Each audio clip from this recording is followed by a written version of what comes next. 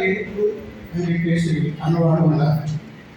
సాహిత్య విమర్శ గురించి మొట్టమొదటి అన్న మాటకి తర్వాత కంటిన్యూ మాటకి ఆయనే సమాధానం కూడా చెప్పారు. ఎందుకు అని ఇక్కడ సాహిత్య విమర్శ, సమీక్ష, పరామర్శ నాకు తెలిసినంత మేరకు ఎవరైనా సాహిత్య విమర్శ చేసుకున్నారంటే ఇబ్బందికర పరిస్థితిని ఎదుర్కొనే స్థితి ఉంది.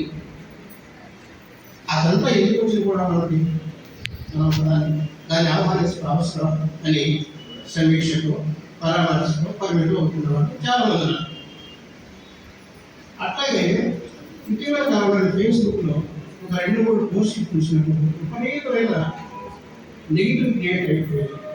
నా గురించి ఎట్లా మాట్లాడుతున్నా అని చెప్పేసి దాడి చేసే పరిస్థితిలో మనకెందుకు ఆ దాడి చేయించుకోవడం అవసరం అని వెనక దగ్గర స్థితిలో కూడా ఉంది.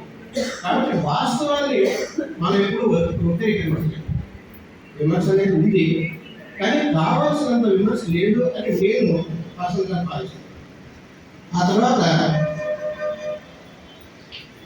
అసలు ఈ పుస్తకం ఎందుకు తీసుకొచ్చాము అంటే ఆయన చెప్పు సాహిత్యం మీద చచ్చేంత ప్రేమ ఉంది, చచ్చేంత ప్రేమతో పాటు చచ్చి బతికేంత ప్రేమ కూడా నాకు సాహిత్యం ఉంది. అందుకని ఈ పుస్తకం తీసుకొచ్చాను.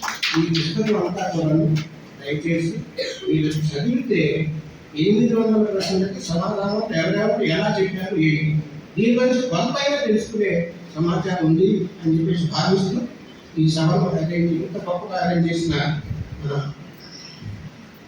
శ్రీ నారాయణ గారు అరేంజ్ చేసిన వారికి, అట్లాగే గోవిందరాజు సుభద్రాదేవి గారు,